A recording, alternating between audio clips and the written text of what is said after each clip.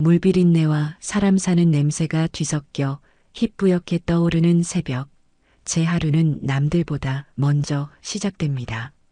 사람들은 저를 자갈치 아짐의 김말자라고 불러요. 물론 여긴 부산 자갈치 시장이 아니라 경기도 구석에 자리한 꽤 큰 재래시장이지만 워낙에 제가 파는 생선이 싱싱하고 물 좋기로 소문이 나니 다들 그렇게 불러주더군요. 23세 시집와 남편과 함께 시작한 생선 가게였는데 그 무던한 양반이 저보다 먼저 훌쩍 하늘로 떠나버린 후로는 오롯이 저 혼자 이 좌판을 지켜왔습니다. 그러니 이 시장은 제 청춘이고 역사고 밥줄인 셈이지요. 새벽 경매장에서 막 떼어온 생선들을 좌판에 진열하는 손길은 이제 눈을 감고도 할 수 있을 만큼 익숙해요.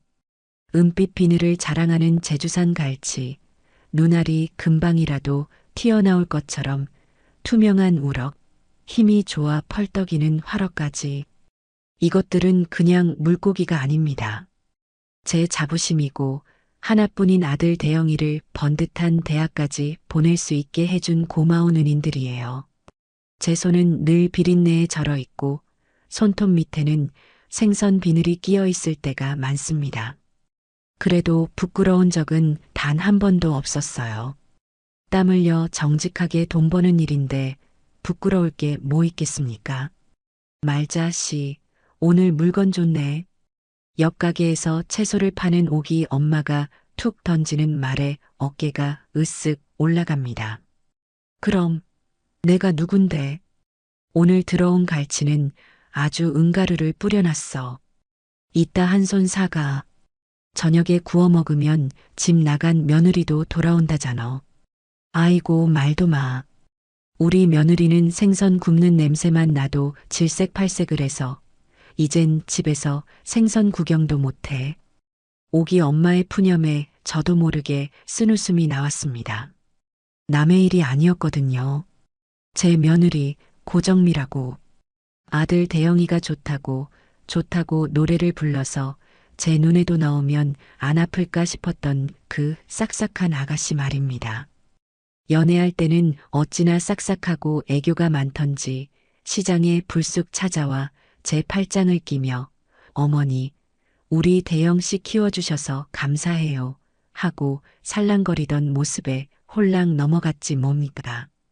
그래서 아들이 결혼한다 했을 때 두 팔 벌려 환영했어요. 이만하면 내 아들 굶기지는 않겠구나. 내게도 살가운 딸 하나 생기는구나 싶었지요. 하지만 결혼하고 나니 사람이 싹 변하더군요. 시장에 찾아오기는커녕 제가 아들 집에 뭐라도 싸들고 갈라치면 어머니 집안에 비린내 배는 거 싫어요라며 대문 앞에서부터 질색을 했습니다. 아들 녀석 편하게 먹으라고 비싼 전복에 문어까지 삶아서 바리바리 싸들고 갔더니 글쎄 그걸 받자마자 베란다 구석에 처박아 두는 걸 제 눈으로 보고야 말았습니다. 그날 이후로 저는 며느리 집에 생선은커녕 김치 한 포기도 들고 가지 않게 되었어요. 아들 대영이는 그 중간에서 안절부절 못했지만 워낙 성정이 묻어나고 착한 놈이라 제 마누라한테 싫은 소리 한마디 못하는 걸 어쩌겠습니까? 그저 제 속만 끓을 뿐이지요. 그날따라 유독 갈치가 좋았습니다. 낚시로 갓 잡아 올린 은갈치인데 어찌나 통통하고 살이 올랐는지 보는 것만으로도 배가 부를 지경이었어요. 이걸 보니 또 며느리 생각이 나는 겁니다. 밉다 하면서도 제 자식 입에 들어가는 건데 좋은 걸 먹이고 싶은 게 어미 마음 아니겠어요. 이런 건 비린내도 덜하니 구워주면 좀 먹으려나. 저는 그중 제일 크고 실한 놈으로 두 마리를 따로 빼서 신문지에 돌돌 말아 아이스박스 구석에 넣어두었습니다. 이따 장사 끝나고 아들 녀석 퇴근 시간에 맞춰 아파트 경비실에라도 맡겨둘 셈이었죠. 혼자 김칫국을 마시며 실실 웃고 있으니 오기 엄마가 또 한 소리 합니다. 아이고 말자씨, 또 며느리 줄라고? 그러다 또 상처만 받지 말고 그냥 말자, 씨나 맛있는 거 해먹어. 에이, 그래도 어떡해. 내 새끼 입에 들어가는 건데. 먹고 안 먹는 건 그쪽 사정이고 챙겨주는 건 내 마음이지. 저는 애써 태어난 척하며 좌판의 생선들에게 물을 뿌려주었습니다. 마음 한구석이 시큰했지만 그래도 어쩔 수 없는 노릇이라고 생각했어요. 오전 장사가 한바탕 휩쓸고 지나간 뒤 조금 한가해진 오후였습니다. 시장 입구 쪽이 갑자기 소란스러워지더군요. 흙이 보니 딱 봐도 시장과는 어울리지 않는 무리가 나타났습니다. 하얀 원피스에 굽 높은 구두, 얼굴에 반을 가리는 선글라스까지. 누가 봐도 나 비싼 사람이요 하고 온몸으로 말하는 듯한 여자들이었어요. 그리고 그 무리의 중심에 제 눈을 의심하게 만드는 익숙한 얼굴이 있었습니다. 바로 제 며느리 고정미였어요. 정미는 친구인 듯한 여자들에게 시장을 구경시켜주며 뭐가 그리 재미있는지 깔깔거리고 있었습니다. 어머 세상에, 여기 너무 지저분하다. 이런 데서 파는 걸 어떻게 믿고 먹어? 정미 너는 대단하다. 시어머니가 이런 데서 일하신다며? 나라면 창피해서 어디 가서 말도 못할 것 같아. 친구들의 목소리가 제 귀에까지 똑똑히 들려왔습니다. 저는 순간 얼굴이 화끈 달아오르는 걸 느꼈어요. 하지만 애써 마음을 다잡았습니다. 그래, 철없는 것들이 뭘 알겠어. 그래도 며느리가 저를 보면 인사는 하겠지. 친구들 앞인데 시어머니를 모른 척하진 않겠지. 그런 일말의 기대를 품고 있었던 제가 바보였습니다. 정미와 그 친구들이 제 좌판 바로 앞까지 다가왔습니다. 저는 최대한 환하게 웃으며 먼저 아는 척을 했어요. 아가, 정미 아니냐? 여긴 어쩐 일이야? 친구들하고 구경 나왔어? 제 목소리에 정미의 얼굴이 순식간에 굳어지는 게 보였습니다. 그녀는 저를 아래 위로 훑어보더니 벌레라도 보는 듯한 표정으로 차갑게 말했어요. 누구세요? 사람 잘못 보신 것 같은데요. 저는 순간 제 귀를 의심했습니다. 뭐라고? 사람을 잘못 봐? 내 앞에서 나를 보고도 그런 말이 나와? 아가 나다. 내 시어머니. 제가 당황해서 말을 더듬자 정미는 한 발짝 뒤로 물러서며 짜증이 가득한 목소리로 쏘아붙였습니다. 아, 진짜 왜 이러세요? 저 결혼 안 했고요. 어머니도 없거든요. 자꾸 아는 척 하시면 경찰 부를 거예요. 가요, 얘들아. 재수없게 이상한 사람이 말 거네. 정미는 그렇게 말하며 친구들의 팔을 잡아 끌고는 뒤도 돌아보지 않고 쌩하니 가버렸습니다. 그녀의 친구들은 저를 보며 자기들끼리 킥킥거렸고 그 웃음소리는 비수가 되어 제 심장에 그대로 꽂혔습니다. 주변의 모든 소음이 거짓말처럼 멎는 것 같았어요. 방금 전까지 시끌벅적하던 시장통은 정막에 휩싸인 듯했고 옆가게 오기 엄마의 놀란 표정, 저를 힐끔거리며 수군대는 다른 상인들의 시선이 제 온몸에 따갑게 와 닿았습니다. 저는 마치 발가벗겨진 채로 사람들 앞에 내던져진 기분이었습니다. 손에 들고 있던 물뿌리개를 나도 모르게 꽉 쥐었어요. 손가락 마디마디가 하얗게 질릴 정도였습니다. 분노보다 더 깊은 차가운 무언가가 발끝에서부터 온몸으로 퍼져나가는 듯 했습니다. 아침에 며느리 주려고 따로 챙겨뒀던 은갈치 2마리가 아이스박스 안에서 저를 비웃는 것만 같았습니다. 그날 장사는 그걸로 끝이었습니다.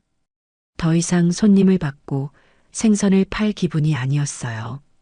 오기 엄마가 다가와 등을 두드리며 위로했지만 아무 말도 귀에 들어오지 않았습니다. 저는 묵묵히 좌판을 정리하기 시작했어요. 남은 생선들을 큰 고무대야에 쓸어 담고 도마와 칼을 씻었습니다. 평소 같았으면 콧노래라도 부르며 했을 일인데 그날은 마치 무거운 돌덩이를 옮기는 것처럼 몸이 천근만근이었습니다. 심장이 쿵쿵 하고 가슴이 아니라 배꼽 아래 어디쯤에서 울리는 것 같았어요. 서러움보다는 분노보다는 처참함이 더 컸습니다. 내 30년 세월이, 내 자부심이, 며느리의 그 싸늘한 말 한마디에 오물처럼 내동댕이 쳐진 기분이었지요. 좌판 정리를 거의 다 마쳤을 무렵이었습니다. 언제부터 거기 앉아 있었는지 모를 할머니 한 분이 눈에 들어왔습니다. 좌판에서 조금 떨어진 플라스틱 의자에 쪼그리고 앉아 말없이 저를 지켜보고 계셨어요. 허리는 굽고 얼굴에는 검버섯이 가득한 누가 봐도 행색이 남루한 분이었습니다. 하지만 이상하게도 그 눈빛만은 샛별처럼 형형하게 빛나고 있었어요. 마치 제 속을 다 꿰뚫어 보고 있다는 듯한 그런 눈빛이었습니다. 보통 때 같았으면 할머니 여기서 주무시면 입 돌아가요 하고 한마디 건넸을 텐데 그날은 왠지 그럴 수가 없었습니다. 저는 마지막으로 대야에 남은 생선들을 정리하다가 문득 아침에 빼놓았던 그 은갈치 2마리를 꺼내 들었습니다. 이걸 어쩐다. 집에 가져가 봐야 나 혼자 먹지도 않을 거고 그렇다고 버리자니 천벌을 받을 것 같았습니다. 그때 저도 모르게 발걸음이 그 할머니에게로 향하고 있었어요. 할머니, 저녁은 드셨소? 할머니는 대답 대신 저를 빤히 쳐다보기만 했습니다. 이거 오늘 들어온 건데 아주 실한 놈이요. 그냥 버리기는 아까우니 가져가서 구워 잡수쇼. 저는 신문지에 쌓인 갈치를 할머니의 무릎 위에 툭 얹어 주었습니다. 동정심 같은 게 아니었어요. 그냥 이 치욕스러운 갈치를 나 대신 누군가 먹어치워줬으면 하는 심술 같은 거였을지도 모릅니다. 할머니는 무릎 위에 갈치를 한번 내려다보고 다시 제 얼굴을 올려다보았습니다.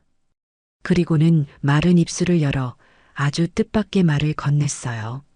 마음이 말이 아니구먼. 낮고 갈라진 목소리였지만 이상하게도 귀에 똑똑히 박혔습니다. 네. 평생 쌓아온 공든 탑이 말 한마디에 무너지는 심정일 테지. 서럽고 분하고 피가 거꾸로 솟을게야. 저는 깜짝 놀랐습니다. 마치 제 심장에 들어왔다 나간 사람처럼 정확하게 제 마음을 읽어내고 있었기 때문입니다. 제가 아무 말도 못하고 눈만 동그랗게 뜨고 있자 할머니는 주름진 손으로 제 손목을 덥석 잡았습니다. 그 손은 겉보기와는 달리 아주 따뜻하고 힘이 있었어요. 그렇게 받은 서름, 그냥 참고 살면 병이 되는 법이야. 내가 그대에게 기회를 주지. 소원 하나를 말해보게. 어떤 소원이든 내가 들어줄 터이니. 소원이라니요. 다 늙은 할머니가 생선 몇 마리 얻어먹은 게 고마워서 하는 소리인가. 저는 피식 헛웃음이 나왔습니다. 하지만 제 속에서 들끓던 시커먼 무언가가 그 말을 듣는 순간 꿈틀하고 고개를 드는 것을 느꼈습니다. 저는 그 할머니의 주름진 손을 뿌리치지도 않은 채 오히려 마주 잡고 힘을 주었어요. 제 소나기에 잡힌 그 깡마른 손목에서 기이하게도 단단한 힘이 느껴지는 듯 했습니다. 이성이란 놈은 저만치 달아나 버리고 며느리의 그 경멸에 찬 눈빛과 제 심장을 후벼 팠던 말들만이 귓가에 쟁쟁하게 울리고 있었죠. 평생을 참고 양보하고 어른이니까 이해하며 살아온 세월이 억울해서 저는 기어이 그 금단의 소원을 입 밖으로 뱉어내고야 말았습니다. 소원 들어준다고 했죠? 그거 정말이요? 그렇다니까. 망설일 것 없어. 그대의 마음에 맺힌 한 내가 풀어줄 터이니. 할머니의 목소리는 이상할 정도로 차분해서 오히려 제 들끓는 속을 더욱 부추기는 것 같았어요. 저는 침을 꿀꺽 삼키고 말했습니다. 그럼 그 가시나 고정미 말입니다. 아주 거만하고 세상 무서운 줄 모르는 내 며느리.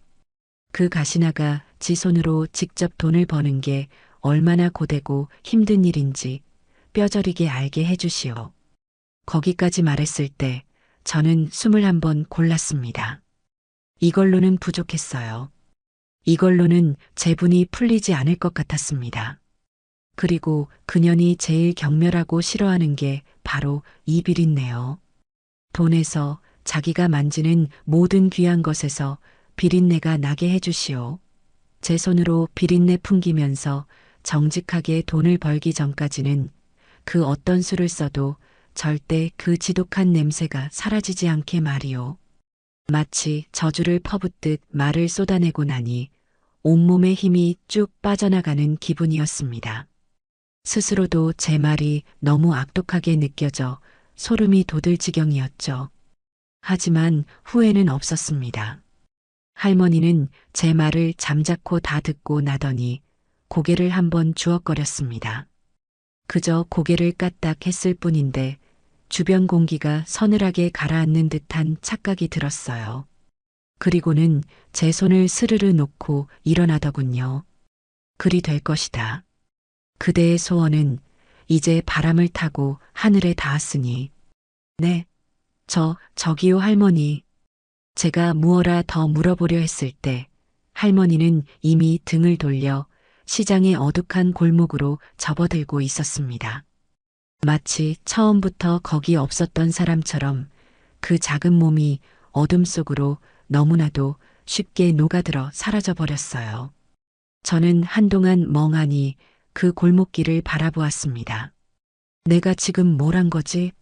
늙은 할머니 붙잡고 무슨 추태를 부린 건가?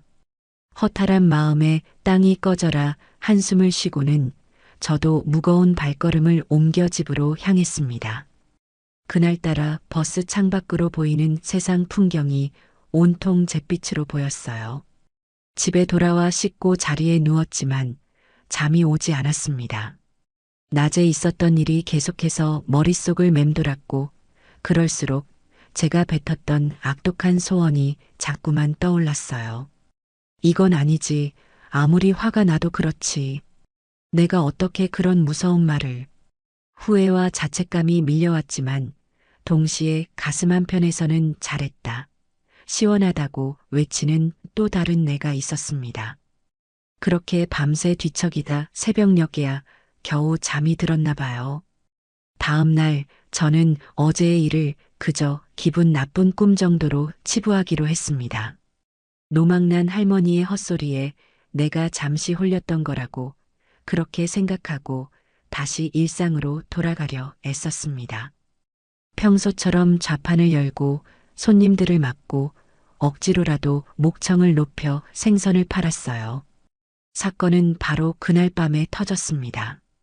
저녁 장사까지 마치고 파김치가 되어 집에 돌아와 막 저녁상을 차리려는데 요란하게 전화벨이 울렸어요. 화면에 뜬 내 아들이라는 글자를 보자 심장이 덜컥 내려앉았습니다. 며느리가 낮의 일을 아들에게 일러 바쳤구나. 이제 한바탕 난리가 나겠구나.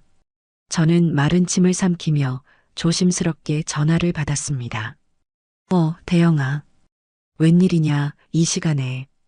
그런데 수화기 너머로 들려오는 아들의 목소리가 심상치 않았습니다. 다급하고 당황한 기색이 역력했어요. 어머니, 혹시 정미한테 뭐 주신 거 있어요? 아니, 아무것도. 왜? 아니, 지금 정미가 난리가 났어요. 자기 가방에서 자꾸 생선 썩는 냄새가 난다고. 아주 기겁을 하고 있어요, 지금. 저는 순간 숨을 멈췄습니다. 설마. 아니겠지. 생선 냄새? 그게 무슨 소리야? 정미가 시장에 왔었어? 저는 능청스럽게 되물었습니다. 제 심장은 미친 듯이 방망이질 치고 있었지만 목소리는 최대한 평온하게 유지하려 애썼어요. 아니요, 그게 아니라 정미가 오늘 백화점 가서 새로 산 가방이 있거든요. 200만 원도 넘는 건데 그걸 열 때마다 어디서 비린내가 확 난다는 거예요. 정미 옆에 가니까 진짜 그런 냄새가 나는 것 같기도 하고. 어머니, 혹시 어제 정미 시장 왔을 때 어머니가 몰래 가방에 뭐 넣으신 거 아니죠?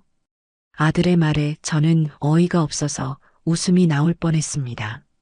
내가 그 비싼 가방에 뭘 넣는다고. 하지만 한편으로는 등골이 서늘해졌어요. 설마 어제 그 할머니의 말이 진짜였단 말인가. 수화기 너머로 며느리의 앙칼진 비명이 들려왔습니다. 당신 어머니잖아. 그 비린내 나는 손으로 내 가방 만진 거 아니야? 아, 미치겠네. 이거 어떡해. 이 가방 이제 못 쓴단 말이야. 아들이 잠시 전화를 막고 정미야, 좀 조용히 해봐. 하고 소리치는 소리가 들렸고 곧이어 다시 제게 말했습니다. 어머니, 죄송해요. 정미가 지금 좀 예민해서. 일단 제가 잘 달래볼게요. 별일 아니겠죠, 어머. 어디서 냄새가 잠깐 뱄나 보죠. 그래, 별일 아니겠지. 잘 달래줘라. 피곤할 텐데 어서 쉬고. 저는 태연하게 전화를 끊었습니다. 그리고 수화기를 내려놓는 순간 저도 모르게 입꼬리가 귀에 걸릴 듯이 올라가는 것을 막을 수가 없었어요. 고소함, 통쾌함, 그리고 약간의 두려움이 뒤섞인 기묘한 감정이 온몸을 휘감았습니다. 저는 자리에서 일어나 부엌으로 갔습니다. 그리고는 찬물 한 잔을 시원하게 들이켰죠. 속이 뻥 뚫리는 기분이었습니다. 거울 속을 들여다보니 피곤에 절어있던 제 얼굴에 생기가 도는 것 같았어요. 눈빛도 어딘지 모르게 형형하게 빛나는 듯 했고요. 그래, 어디 한번 당해봐라. 고정미. 그 잘난 코가 땅에 닿을 때까지 어디 한번 실컷 당해봐. 저는 나지막이 중얼거리며 아주 오랜만에 단잠을 청할 수 있었습니다. 그날 밤 제 꿈에는 은빛 비늘을 반짝이는 갈치대가 나와 춤을 추고 있었습니다. 며느리의 명품 가방에서 시작된 그 기묘한 비린내는 하루 이틀이면 사라질 일시적인 해프닝이 아니었습니다. 오히려 그 저주와도 같은 냄새는 점점 더 강력하고 집요하게 정미의 일상을 파고들기 시작했어요. 처음에는 가방에서만 나던 냄새가 며칠이 지나자 그녀가 아끼는 실크 블라우스, 이탈리아제 캐시미어 코트, 심지어 화장대 위에 놓인 수십만 원짜리 프랑스 향수병에까지 스며들었습니다. 정미는 거의 미쳐버린 지경이었죠. 아들 대영이를 통해 간간히 전해 듣는 며느리의 소식은 저에게는 한편의 흥미진진한 드라마나 다름없었습니다. 대영이의 말에 따르면 정미는 하루에도 12번씩 샤워를 하고 온 집안을 소독용 에탄올로 닦아댔다고 해요. 값비싼 향초와 디퓨저를 집안 곳곳에 두었지만 그 인공적인 향기는 지독한 생선 비린내와 뒤섞여 오히려 더 역하고 기괴한 냄새를 만들어낼 뿐이었습니다. 정미는 점점 더 예민해지고 신경질적으로 변해갔어요. 밤에는 잠을 설치고 낮에는 환취에 시달리며 코를 킁킁거리는 게 일상이 되었다고 합니다. 급기야는 사람들을 만나는 것조차 꺼리게 되었죠. 어머니, 정미가 아무래도 병원에 한번 가봐야 할 것 같아요. 후각에 문제가 생긴 건지 아니면 정신적으로 너무 스트레스를 받아서 그런 건지 요즘 부쩍 수척해져서 보기 안쓰러울 지경이에요. 아들 녀석은 진심으로 아내를 걱정하며 말했지만 저는 그 말을 들으며 속으로 콧방귀를 뀌었습니다. 병원에 간들 원인을 찾을 수 있겠니? 그건 병이 아니라 엇보인 것을. 저는 그저 걱정스러운 목소리로 그래. 병원에 꼭 한번 데려가 봐라. 몸이 허해져서 그럴 수도 있으니 보약이라도 한 제 지어 먹이고 하고 말해줄 뿐이었어요. 물론 그 보약값을 보탤 생각은 눈곱만큼도 없었지만요. 그러던 어느 날 결정적인 사건이 터지고야 말았습니다. 정미는 그동안 사람 만나는 것을 피하다가 정말 중요한 친구의 청첩장을 받고 어쩔 수 없이 브런치 모임에 나가게 되었습니다. 그날을 위해 정미는 전날부터 만반의 준비를 했다고 해요. 욕조에 향기로운 입욕제를 풀어 몸을 담그고 가장 아끼는 새하얀 원피스를 꺼내 입고 머리부터 발끝까지 명품으로 치장했죠. 혹시라도 냄새가 날까봐 평소보다 2배는 더 진하게 향수를 뿌리고 나섰답니다. 모임 장소는 강남의 아주 비싸고 분위기 좋은 레스토랑이었습니다. 오랜만에 만난 친구들은 처음에는 정미의 수척해진 얼굴을 걱정하며 반갑게 맞아주었죠. 하지만 자리에 앉아 음식이 나오고 대화가 오가기 시작하면서 분위기는 미묘하게 바뀌기 시작했습니다. 정미의 바로 옆에 앉았던 친구가 슬쩍 코를 킁킁거리며 미간을 찌푸렸어요. 예, 정미야. 너 혹시 어제 저녁에 고등어 구이라도 먹었니? 그 한마디에 테이블의 모든 시선이 정미에게로 쏠렸습니다. 정미의 얼굴은 새하얗게 질렸어요. 아, 아니, 무슨 소리야. 내가 생선 같은 걸 왜 먹어. 그런데 어디서 좀 비릿한 냄새가 나는 것 같아서 너한테서 나는 것 같은데 다른 친구 하나가 거들었습니다. 그 순간 정미의 자존심은 산산조각이 났습니다. 그녀는 벌떡 자리에서 일어나 가방으로 테이블을 내리치며 소리를 질렀어요.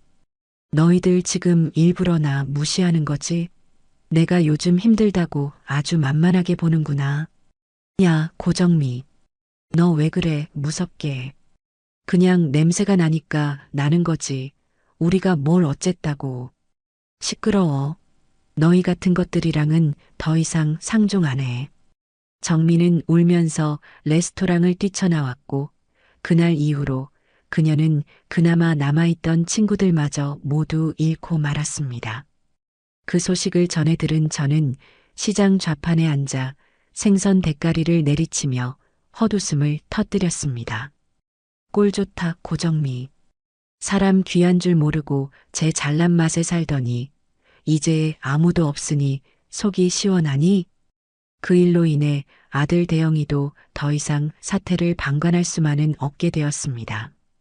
그동안은 정미가 유난을 떤다고 생각했지만 이제는 정말로 무언가 심각한 문제가 있다고 느끼기 시작한 거죠.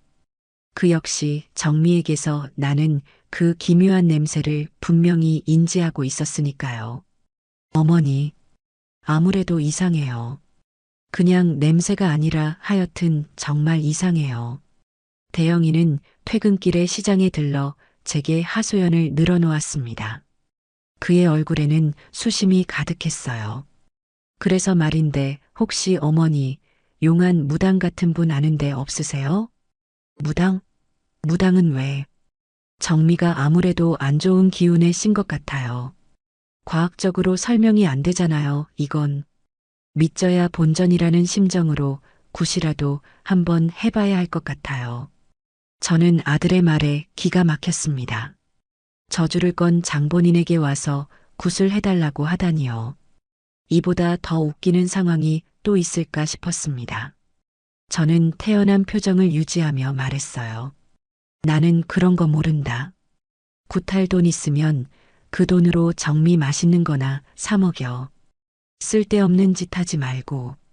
그래도 어머니. 됐다. 그리고 대영아. 저는 잠시 말을 끊고 아들의 눈을 똑바로 쳐다보며 물었습니다. 너 솔직하게 말해봐라. 너도 정미가 왜 저렇게 됐는지 짐작 가는 거 하나도 없니? 그날 시장에서 무슨 일이 있었는지. 정미한테 똑똑히 듣지 않았어? 제 말에 대영이의 얼굴이 굳어졌습니다. 그는 제 시선을 피하며 우물쭈물했어요. 그 모습을 보니 모든 걸 알 수 있었습니다. 아들 녀석은 모든 진실을 알고 있었던 겁니다. 며느리가 제게 무슨 짓을 했는지 알면서도 그저 아내의 편에 서서 모르는 척하고 있었던 거죠.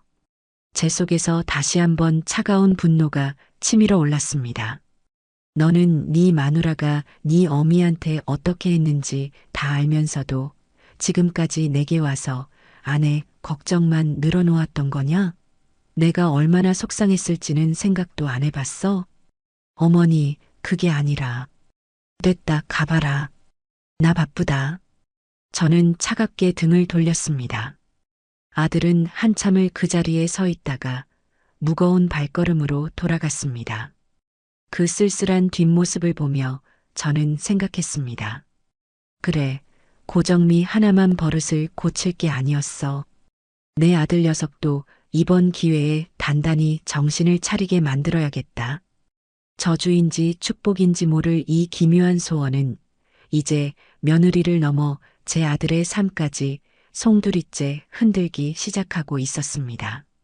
사회적 관계가 모두 끊어지고 정신적으로 피폐해진 정미에게 이제는 생계의 위협이라는 가장 현실적인 공포가 닥쳐오기 시작했습니다. 그 지독한 비린내는 그녀의 마지막 자존심이었던 직장마저 앗아갈 준비를 하고 있었어요.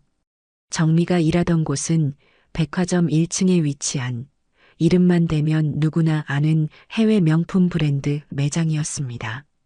수백, 수천만 원을 호가하는 가방과 의류를 파는 곳이었으니 그곳 직원들에게 품위와 이미지는 실력만큼이나 중요한 것이었죠. 사건은 매장에 VVIP 고객이 방문했을 때 터졌습니다.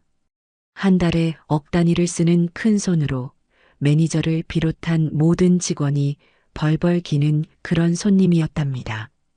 그날따라 다른 직원들이 모두 다른 손님을 응대하고 있어서 정미가 그 VVIP 고객을 맡게 되었어요. 정미는 긴장한 마음을 감추고 최대한 상냥하고 우아한 미소를 지으며 고객에게 다가갔습니다. 고객님, 오늘 새로 들어온 신상품인데 한번 보시겠어요? 정미가 악어 가죽으로 만든 3천만 원짜리 가방을 들어 보이는 순간이었습니다. 소파에 앉아 도도하게 잡지를 넘기던 VVIP 고객의 미간이 살짝 찌푸려졌습니다. 그녀는 코를 킁킁거리더니 경멸 가득한 눈으로 정미를 훑어보았어요. 어디서 생선 썩는 냄새 안 나요? 매장 관리 좀 잘하셔야겠네. 이런 불쾌한 냄새가 나는 곳에서 어떻게 쇼핑을 하라는 거죠? 그녀의 차가운 목소리는 매장 전체에 울려 퍼졌습니다. 정미의 얼굴은 흙빛으로 변했어요. 죄송합니다, 고객님. 무슨 냄새 말씀이신지. 무슨 냄새긴. 당신 몸에서 나는 거잖아. 어우, 역겨워. 매니저 불러요, 당장. 결국 그 VVIP 고객은 길길이 날뛰며 매장을 나가버렸고 그날 예정되어 있던 구매는 모두 취소되었습니다. 매니저의 얼굴은 시퍼렇게 질렸고 정미는 그 자리에서 얼어붙은 채 아무 말도 할 수 없었습니다.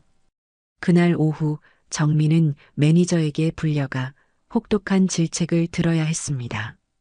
고정미 씨, 요즘 당신에 대한 고객 불만이 계속 들어오는 거 알아요?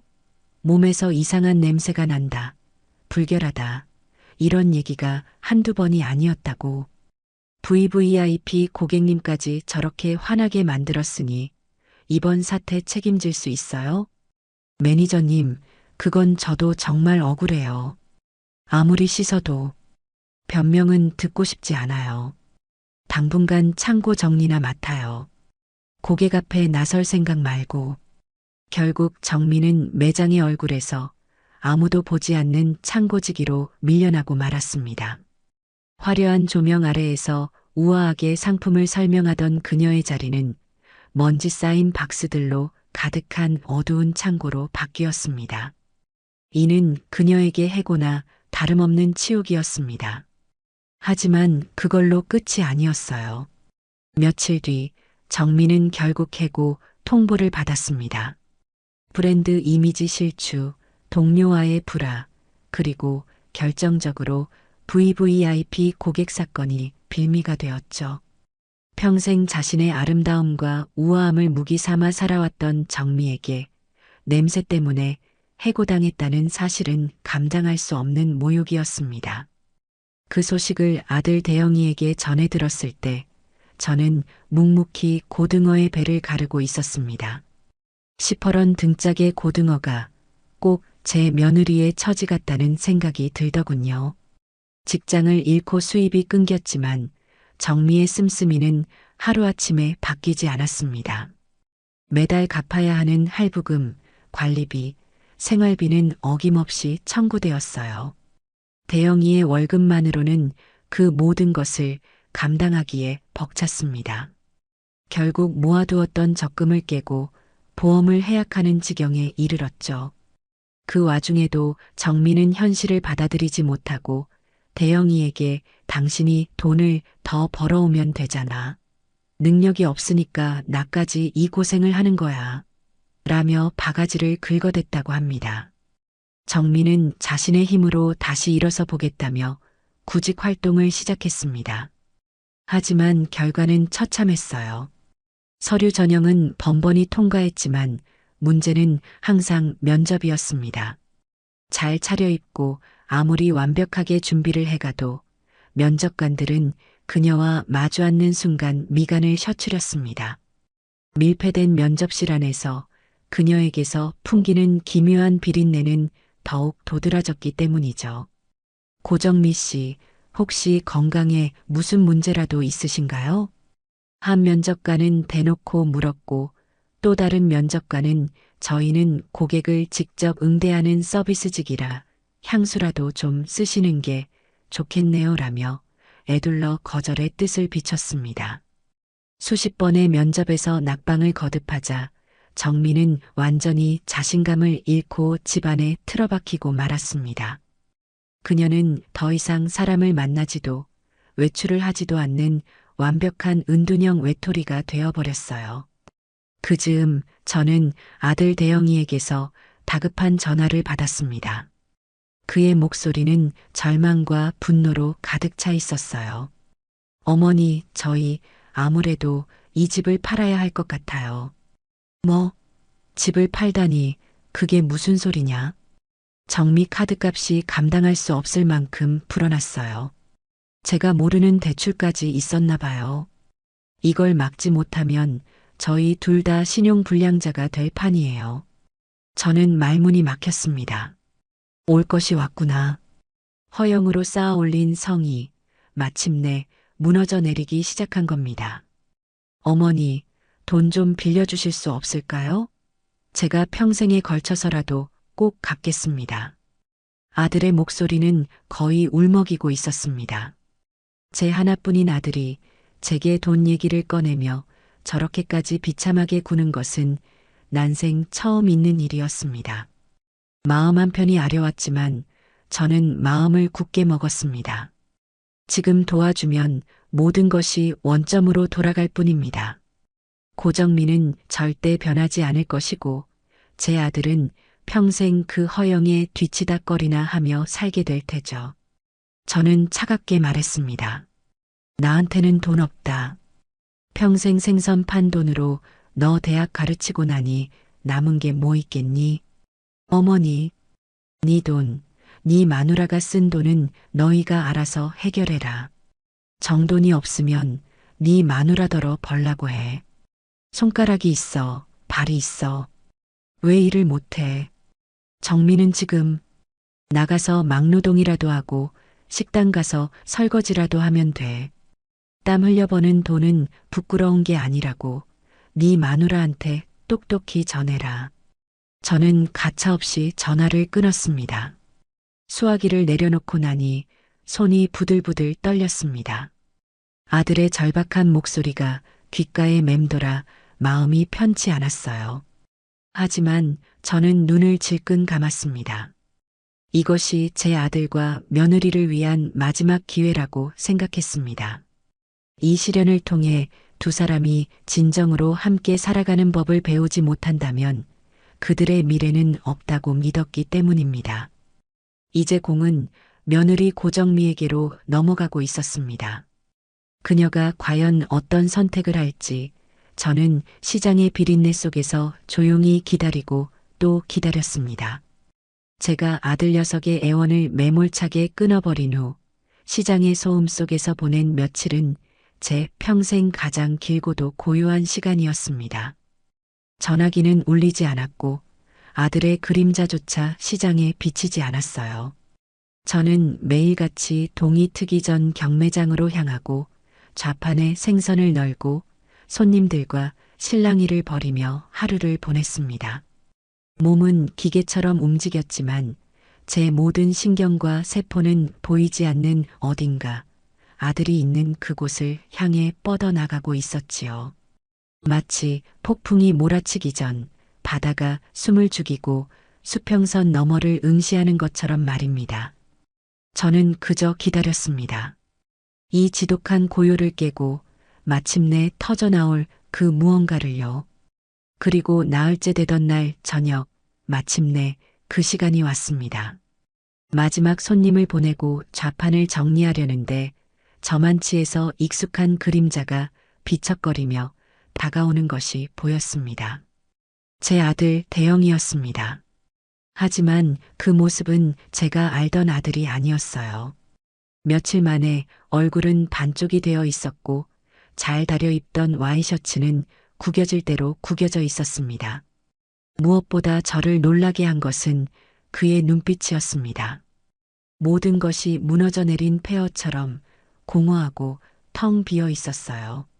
저는 아무 말 없이 늘 그가 앉던 플라스틱 의자를 수건으로 한번 닦아주었습니다. 아들은 그 앞에 우두커니 서서 좌판 위에 마지막으로 남아있던 이미 죽어서 축 늘어진 생선 한 마리를 한참 동안 내려다보았습니다. 마치 그 생선에게서 자신의 모습을 보고 있기라도 한 것처럼요. 어머니, 한참 만에 아들이 저를 불렀습니다. 그 목소리는 쇠를 긁는 것처럼 거칠고 메마른 소리였어요. 밥은 먹었냐? 저는 다른 말을 찾는 대신 가장 원초적인 질문을 던졌습니다. 아들은 고개를 가로저었습니다. 저는 더 묻지 않고 좌판 한쪽에 놓아둔 작은 휴대용 가스버너에 냄비를 올렸습니다. 아침에 먹으려고 끓여두었던 김치찌개에 물을 조금 더 붓고 팔다 남은 우럭 몇 토막을 툭툭 썰어 넣었습니다. 보글보글하고 찌개가 끓는 소리가 우리 모자 사이에 흐르던 무겁고 차가운 침묵을 조금이나마 밀어내는 듯 했습니다. 저는 밥 한 공기를 퍼서 아들 앞에 내려놓았습니다. 아들은 숟가락을 들었지만 차마 입으로 가져가지 못하고 그저 찌개만 휘젓고 있었어요. 그의 떨리는 손끝에서 그가 겪었을 지옥 같은 시간들이 고스란히 전해져 오는 듯 했습니다. 정미가 다 이야기했습니다. 아들이 마침내 입을 열었습니다. 숟가락을 내려놓은 그는 텅 빈 눈으로 허공을 응시하며 지난 며칠간의 이야기를 풀어놓기 시작했습니다. 그것은 제가 상상했던 것보다 훨씬 더 지독하고 처절한 파국의 기록이었습니다. 제가 전화를 끊고 난 뒤 대영이는 아내에게 모든 것을 털어놓았다고 합니다. 어머니의 거절, 바닥난 통장, 이제 남은 것은 이 집을 처분하는 것뿐이라는 냉혹한 현실을요. 그러자 정민은 이성을 잃고 발악하기 시작했습니다. 처음에는 울고불고 매달리다가 나중에는 집안의 물건들을 닥치는 대로 집어던지며 광기에 휩싸였다고 해요. 그 수백만 원짜리 명품 가방들을 바닥에 내동댕이 치고 발로 짓밟으며 이게 다 당신 어머니 때문이야 라고 소리쳤답니다. 대영이는 처음에는 그런 아내를 가엾게 여겨 안아주려 했다고 합니다. 하지만 정미의 입에서 나온 다음 말은 그의 마지막 남은 동정심마저 산산조각 내버렸습니다. 당신 어머니가 나한테 저주를 내렸어. 그 여자가 나를 이렇게 만들었다고. 그런 천박한 시장 바닥에서 평생 생선, 비린내나 풍기며 살아온 주제에 감히 나를, 나 고정미를, 제 직업과 제 인생을 천박하다고 규정하는 그 말에 대영이는 자신의 뺨을 후려치는 것보다 더 큰 충격을 받았다고 했습니다. 그는 정미의 어깨를 붙들고 처음으로 소리쳤다고 해요. 정신 똑바로 차려. 어머니가 아니라 당신이야. 당신의 그 허영심이 우리를 망친 거라고. 그렇게 시작된 싸움은 밤이 새도록 이어졌습니다. 그들은 서로의 가장 아픈 곳을 칼날로 후벼 파듯 온갖 모진 말들을 쏟아냈습니다. 그 과정에서 대영이는 정미에게 끈질기게 물었다고 합니다. 대체 그날 시장에서 무슨 일이 있었던 거냐고. 당신이 우리 어머니에게 대체 무슨 짓을 한 거냐고. 궁지에 몰린 정미는 마침내 모든 것을 실토했습니다. 하지만 그 고백은 반성이 아니었어요. 철저한 자기 변명과 피해자 코스프레, 그리고 저에 대한 지독한 원망으로 가득 차 있었습니다. 그래, 내가 그랬어. 내가 모르는 사람이라고 했어. 그런데 그게 내 잘못이야? 당신 어머니가 먼저 나를 무시했잖아. 내 친구들 앞에서 그 더러운 생선 비린내 풍기면서 일부러 아는 척 하는데, 그럼 내가 어머니 오셨어요? 하고 반겨야 해? 나도 내 체면이 있고 내 수준이 있는 사람이야. 그런 저급한 시어머니를 둔 건 내 잘못이 아니잖아. 아들은 그 말을 전하며 고통스럽게 얼굴을 일그러뜨렸습니다. 어머니 수준이라는 말을 하더군요. 자기 수준에 맞지 않는 시어머니라니. 저는 그 말을 듣는 순간 제 결혼이, 제 인생이 송두리째 잘못되었다는 걸 깨달았습니다. 저는 괴물을 아내로 맞았던 겁니다. 아들의 눈에서 기어이 눈물이 뚝뚝 떨어져 찌개 그릇으로 흘러들어갔습니다. 그는 더 이상 말을 잇지 못하고 어린아이처럼 어깨를 들썩이며 흐느꼈습니다. 그 울음소리에는 분노와 슬픔, 그리고 자기 자신에 대한 깊은 혐오가 뒤섞여 있었습니다. 저는 말없이 일어나 아들의 등을 두드려 주었습니다. 제 손바닥에 닿는 아들의 등이 너무나도 가늘고 위태롭게 느껴졌습니다. 한참을 울던 아들은 퉁퉁 부은 눈으로 저를 올려다보았습니다. 어머니, 제가 정말 죄송합니다. 저는 아들 자격도 없는 놈입니다. 제 아내 될 사람이 어떤 사람인지도 제대로 알아보지 못하고 어머니 가슴에 이렇게 큰 대못을 박았습니다. 저를 용서하지 마세요, 어머니. 아들은 제 앞에 무릎이라도 꿇을 기세였습니다. 저는 아들의 어깨를 단단히 붙잡고 말했습니다. 일어나라. 사내 자식이, 이게 무슨 꼴이냐. 용서는 너가 나한테 비는 게 아니야. 너 자신한테 빌어야지. 사람 잘못 본 죄, 내 인생을 잘못 꾸려온 죄. 그건 내 스스로가 용서하고 내 스스로가 책임져야 할 몫이다. 제 단호한 말에 아들은 울음을 그치고 저를 멍하니 바라보았습니다. 저는 끓고 있던 찌개 불을 끄고 아들의 눈을 똑바로 마주보며 말했습니다. 나는 내 어미이기 전에 이 시장에서 30년 넘게 내 이름 석자 걸고 장사해온 김말자다. 나는 내 일이, 내 인생이 한 번도 부끄러운 적이 없었다. 내 아비가 남겨준 이 좌판에서 너를 키웠고 너를 대학 보냈어. 이 비린내는 내 자부심이고 내 훈장이란 말이다. 제 목소리는 떨리지 않았습니다. 오히려 그 어느 때보다 단단하고 차분했죠. 그런데 내 마누라는 내 인생을, 그리고 내 뿌리를 통째로 부정했다. 이건 단순히 나를 모욕한 게 아니야. 너와 나, 우리 모두를 모욕한 거다. 대영아, 이제 선택은 너의 몫이다. 그 모욕을 끌어안고 내 마누라와 함께 가라앉을지, 아니면 내 뿌리를 바로 세우고 너의 인생을 처음부터 다시 시작할지. 이제는 너가 결정해야 해.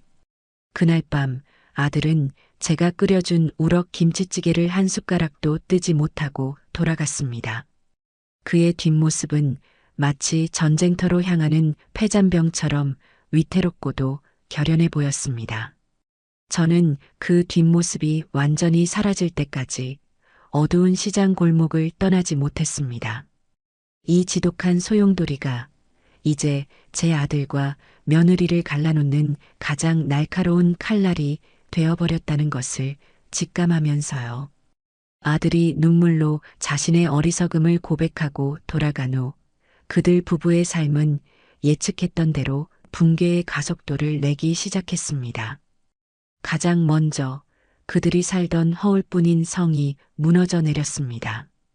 강남의 야경이 한눈에 들어온다던 그 번쩍이는 주상복합 아파트는 결국 정미의 카드빚과 대출금을 갚기 위해 부동산 시장에 급매물로 던져졌습니다. 아들은 집을 내놓고 가구를 처분하고 정산을 하는 모든 과정을 거의 혼자서 처리해야 했다고 해요. 정미는 그 과정에서 어떤 도움도 주지 않고 그저 방구석에 틀어박혀 이게 다 너랑 당신 어머니 때문이야 라는 저주 섞인 말만 했다고 합니다. 집을 판 돈으로 빚잔치를 하고 나니 남은 것은 고작 반지하 방을 얻을 수 있는 빠듯한 보증금뿐이었습니다. 이삿날 아들은 제게 전화를 걸어왔습니다. 그의 목소리는 모든 것을 체념한 사람처럼 건조했어요. 그는 이삿짐 센터 직원들이 정미가 애지중지하던 이탈리아제 대리석 식탁을 옮기려 하자 정미가 비명을 지르며 그 위에 드러누워 버렸다고 했습니다. 이건 못 가져가. 이건 내 자존심이야. 라며 발악하는 아내를 대영이는 결국 이웃들이 모두 지켜보는 앞에서 강제로 끌어내야만 했다고 합니다. 그 순간 남편으로서의 자신감도 한 인간으로서의 존엄도 모두 바닥에 내동댕이 쳐진 기분이었다고 했죠. 그들이 새로 거처를 옮긴 곳은 제가 사는 동네에서도 가장 후미진 골목에 위치한 금방이라도 쓰러질 듯한 낡은 다세대 빌라의 반지하였습니다. 창문으로는 한 뼘의 하늘도 보이지 않았고 벽지에는 검푸른 곰팡이가 지도처럼 번져 있었으며 화장실 하수구에서는 시종일관 역한 냄새가 올라왔다고 합니다. 정미는 그곳에 도착한 첫날 현관문 앞에서 한 발짝도 들어오지 못한 채 나는 이런 돼지우리 같은 곳에서는 단 하루도 살 수 없어라며 통곡했다고 해요. 하지만 그녀가 갈 곳은 어디에도 없었습니다. 결국 그녀는 자신의 화려했던 과거가 담긴 명품 가방 몇 개를 끌어안고 그 냄새나는 방구석으로 들어갈 수밖에 없었죠. 그때부터 대영이의 삶은 전쟁 그 자체가 되었습니다. 그는 아내를 돌볼 여유가 없었어요. 낮에는 회사에서 눈치를 보며 일했고 밤이 되면 곧장 대리운전 핸들을 잡았습니다. 잠은 차 안에서 쪽잠을 자는 게 전부였고 식사는 편의점 삼각김밥으로 때우기 일쑤였습니다.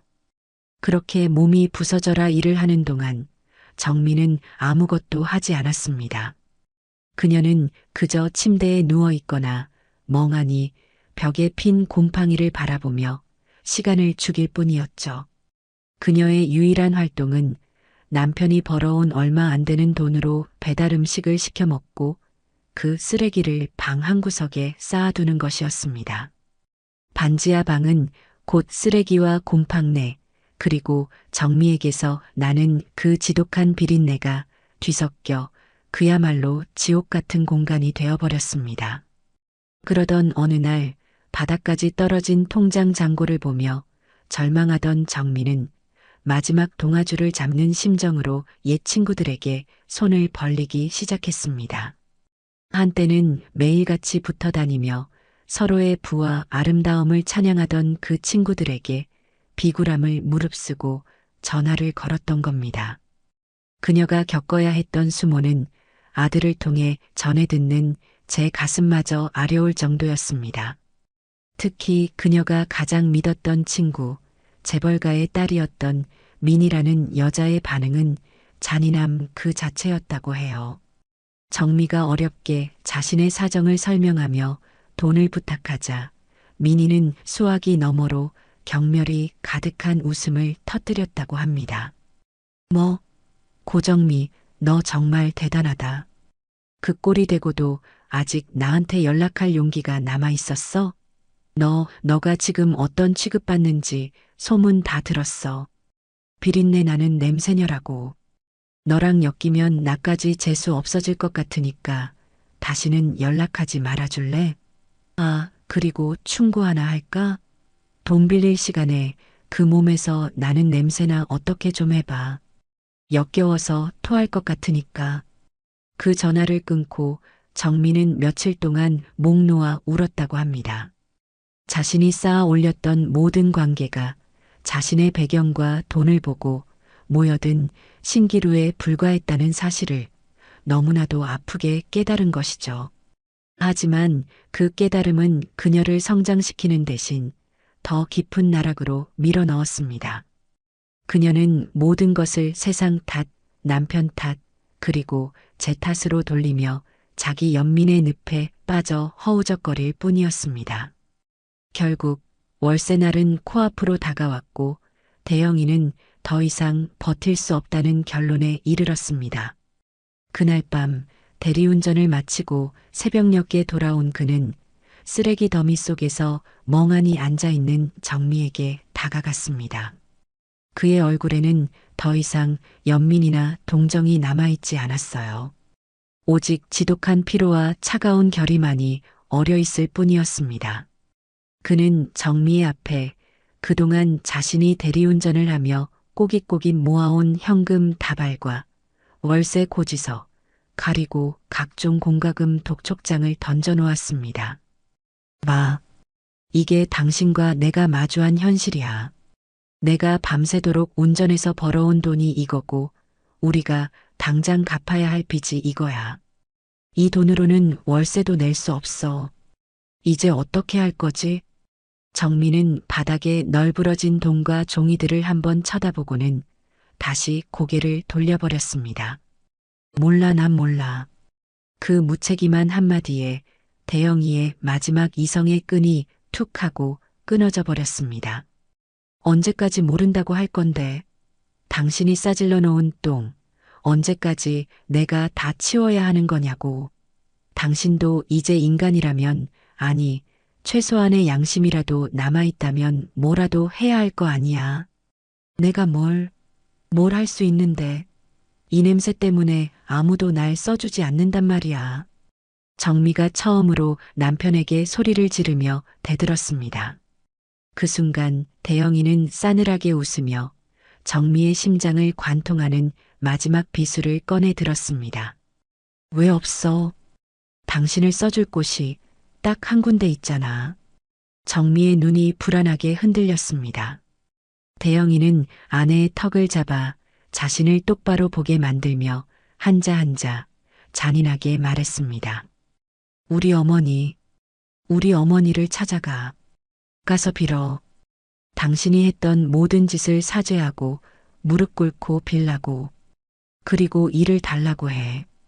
그 좌판에 앉아서 당신이 그토록 경멸하던 생선이라도 팔아. 당신 손으로 그 비린내 나는 돈이라도 벌어오란 말이야. 그게 당신이 지금 할 수 있는 유일한 속죄고 유일한 살 길이야. 싫어. 죽어도 싫어. 내가 거길 어떻게 가. 차라리 날 죽여. 이 악마 같은 놈아. 정민은 남편의 품에서 벗어나려고 발버둥 쳤지만 대영이는 그녀를 더욱 강하게 붙들었습니다. 그의 눈에서는 불꽃이 튀는 듯 했습니다. 죽는 게 그렇게 쉬운 줄 알아? 좋아. 그럼 선택해. 여기서 이 냄새나는 쓰레기 더미 속에서 쥐도 새도 모르게 굶어 죽든가 아니면 당장 내일 아침 동트기 전에 시장으로 가서 내 어머니 앞에 무릎을 꿇든가.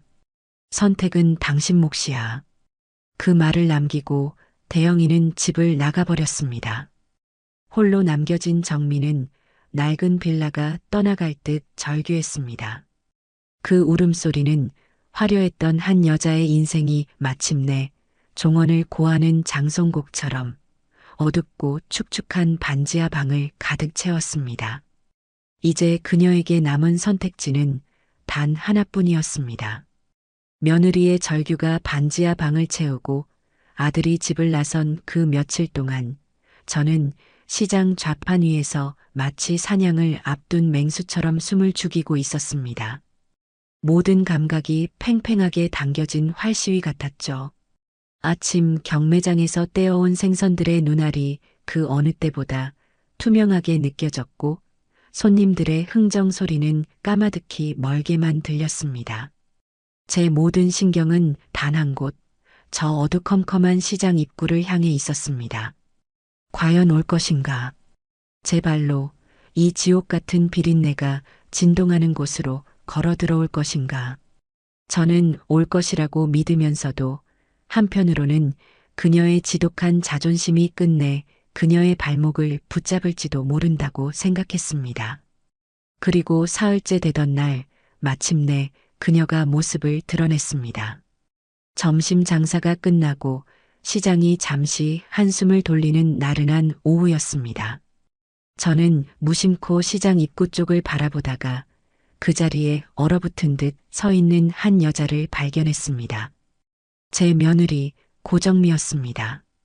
그녀는 차마 시장 안으로 들어오지 못하고 마치 결계라도 쳐진 것처럼 입구에서 서성이고 있었어요. 며칠 사이에 그녀는 완전히 다른 사람이 되어 있었습니다. 한때는 백화점 쇼윈도의 마네킹처럼 완벽했던 그녀는 이제 길거리의 불황자나 다름없는 모습이었습니다.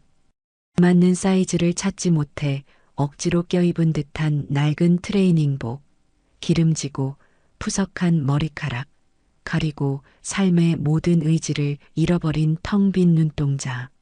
하지만 그 폐허 같은 얼굴 속에서도 저를 향한 원망과 돕기만은 여전히 시퍼렇게 살아 꿈틀거리고 있었습니다. 시장의 다른 상인들도 그녀를 알아본 모양입니다. 어머, 저 여자 저번에 말잔에 와서 행패 부리던 그 여자 아니야? 세상에, 꼴이 왜 저래? 쫄딱 망했나 보네. 그들의 수군거림이 제 귀에도 들려왔지만 저는 못 들은 척했습니다. 대신 좌판 위에서 가장 크고 힘 좋은 화로 한 마리를 골라 도마 위에 올렸습니다. 그리고는 나무 방망이로 머리를 퍽 하고 내리쳤죠. 펄떡이던 물고기가 한순간에 잠잠해지는 것을 정민은 저 멀리서 모두 지켜보고 있었습니다. 마치 자신의 미래를 보는 것처럼 그녀의 어깨가 미세하게 움츠러드는 것이 보였습니다. 한참을 망설이던 정민은 마침내 결심한 듯 천근만근처럼 무거운 발걸음을 옮겨 제 좌판 앞으로 다가왔습니다. 한 걸음 한 걸음 내디딜 때마다 그녀의 자존심이 바닥에 떨어져 부서지는 소리가 들리는 듯 했습니다. 마침내 제 앞에 선 그녀는 차마 제 얼굴을 쳐다보지도 못하고 고개를 푹 숙인 채 입술만 달싹였습니다. 저는 그녀에게 시선도 주지 않고 방금 기절시킨 화로의 배를 날카로운 칼로 단숨에 갈랐습니다. 붉은 내장이 쏟아져 나오며 비릿한 피 냄새가 확 풍겼습니다. 정미의 얼굴이 하얗게 질리는 것이 느껴졌어요. 볼일 없으면 어서 가. 너가 서 있으니 생선이 다 죽잖니. 재수없게. 제가 시도친 말에 정미의 어깨가 더욱 움츠러들었습니다. 그녀는 거의 기어들어가는 목소리로 간신히 말을 뱉어냈습니다. 일을 시켜주세요. 저는 하던 일을 멈추지 않은 채 되물었습니다. 뭐라고? 잘 안 들리는데. 일일이라도 하게 해달라고요. 정미의 목소리가 조금 커졌습니다. 그 안에는 체념과 수치심 그리고 약간의 반항심이 뒤섞여 있었죠. 저는 그제야 칼을 내려놓고 그녀를 천천히 훑어보았습니다. 머리부터 발끝까지 마치 경매에 나온 생선 등급이라도 매기는 것처럼 아주 노골적이고 모욕적인 시선으로요. 너가 여기서 무슨 일을 할 수 있는데 비늘 하나 제대로 벗길 줄 알아? 아니면 손님 앞에서 웃으며 흥정이라도 할 줄 아나? 배우겠습니다. 뭐든지 시키는 건 다 할게요. 그러니까 돈을 달라고? 일을 해서 내 손으로 돈을 벌겠다고? 정민은 대답 대신 고개를 작게 끄덕였습니다. 저는 헛웃음을 터뜨렸습니다. 그리고는 좌판 의자에서 일어나 그녀에게로 성큼성큼 다가갔습니다. 정민은 저도 모르게 주춤거리며 뒤로 물러섰지만 금세 자신의 등 뒤에 다른 좌판이 있다는 것을 깨닫고는 멈춰섰습니다. 퇴로가 막힌 셈이죠. 아가, 똑똑히 들어라. 저는 그녀의 귓가에 다른 사람은 들을 수 없을 만큼 나지막하지만 칼날처럼 서늘한 목소리로 속삭였습니다. 너가 지금 나한테 구하는 건 일이 아니야. 잡이지. 너가 그토록 경멸했던 이 시궁창에서 목숨이라도 부지하게 해달라고 애원하는 거잖아. 안 그래? 정미의 눈동자가 세차게 흔들렸습니다. 정곡을 찔린 사람의 표정이었어요. 좋다. 기회를 주지. 너가 그토록 싫어하는 이 비린내 나는 돈, 내 손으로 직접 벌게 해주마. 하지만 세상에 공짜는 없는 법이야. 저는 조건을 내걸었습니다. 아침 7시까지 출근해서 시장 바닥 청소부터 시작할 것. 손님 앞에서는 절대 인상 쓰지 말 것. 내 허락 없이는 단 1분도 자리 비우지 말 것. 그리고 가장 중요한 것. 나를 어머니가 아닌 사장님이라고 부를 것. 시급은 법정 최저임금으로 계산해 주겠다고 했습니다.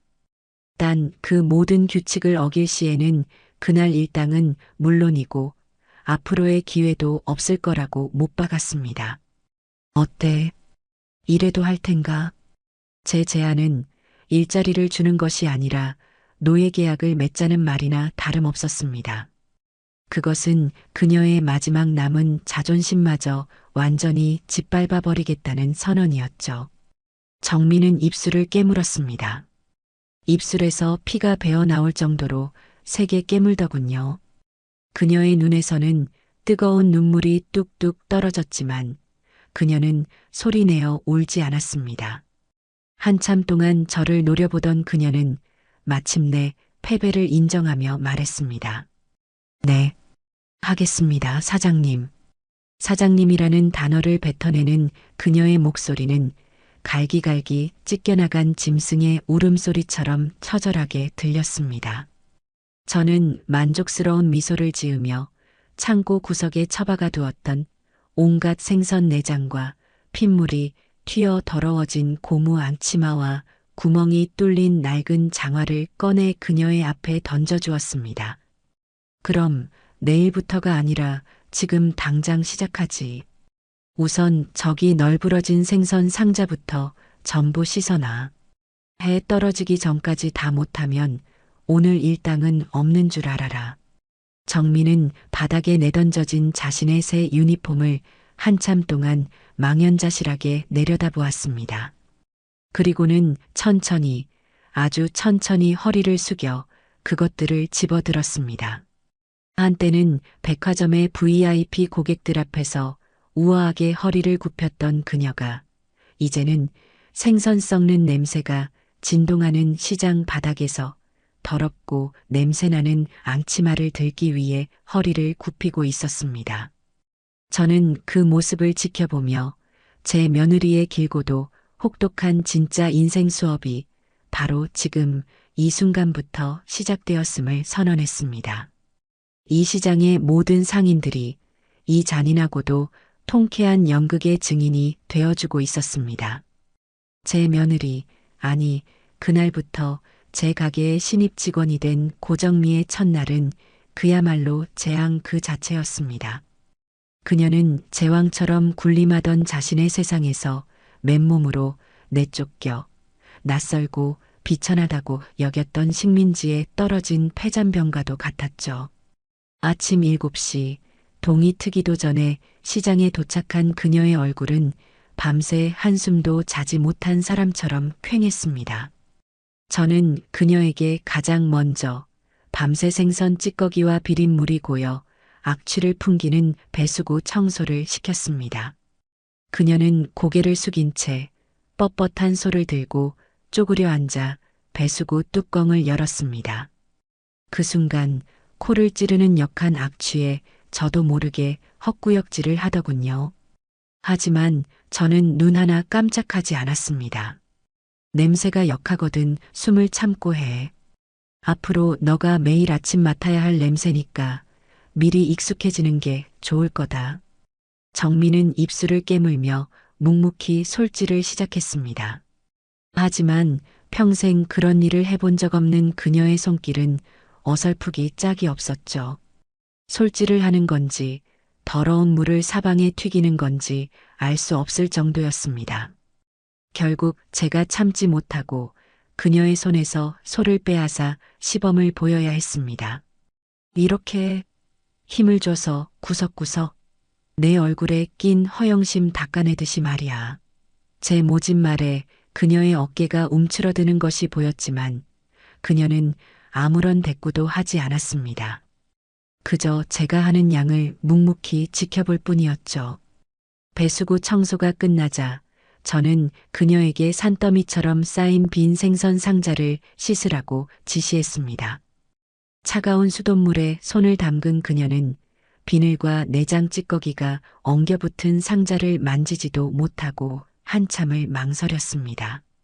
그 모습을 지켜보던 옆가게 오기 엄마가 혀를 차며 말하더군요. 아이고 말자씨.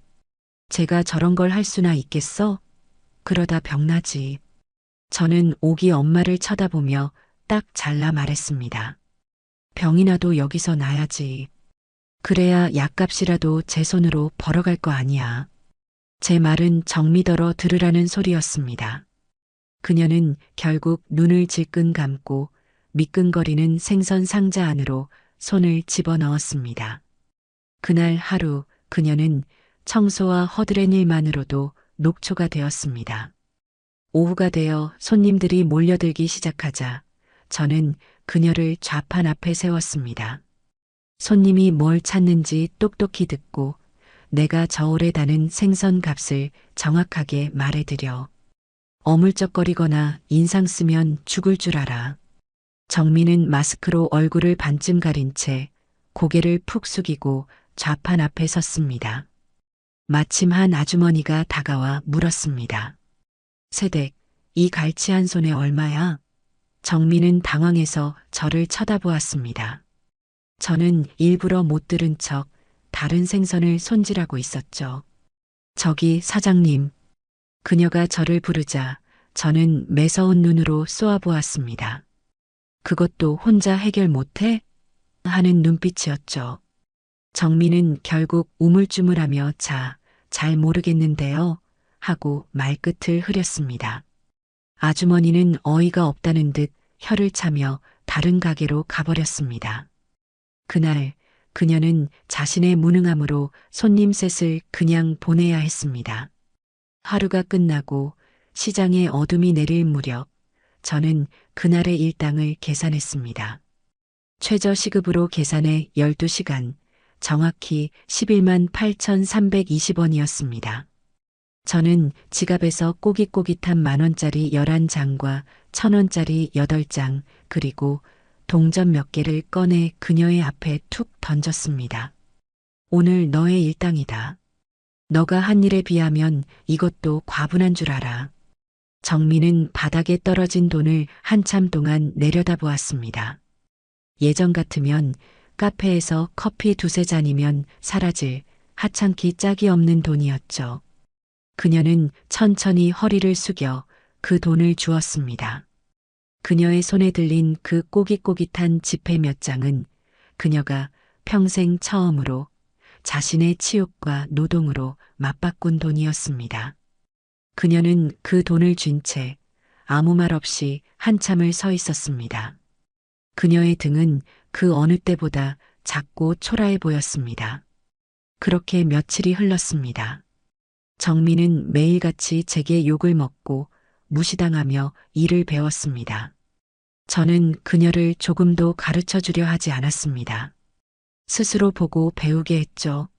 생선 종류를 구별하는 법, 신선도를 알아보는 법, 손님들의 기분을 맞추며 흥정하는 법까지. 그녀는 어깨너머로 눈칫밥을 먹어가며 그 모든 것을 익혀야 했습니다. 손가락은 칼의 베이기 일쑤였고 손톱 밑에는 늘 시커먼 때와 비늘이 끼어 있었습니다. 그녀가 그토록 혐오하던 비린내는 이제 그녀의 몸에서 떠나지 않는 고유의 채취가 되어버렸습니다. 그러던 어느 날 아주 까다롭기로 소문난 손님 한 명이 찾아왔습니다.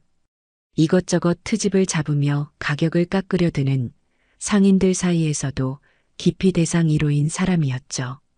그 손님은 정미가 어설퍼 보이자 대놓고 그녀를 무시하며 말했습니다.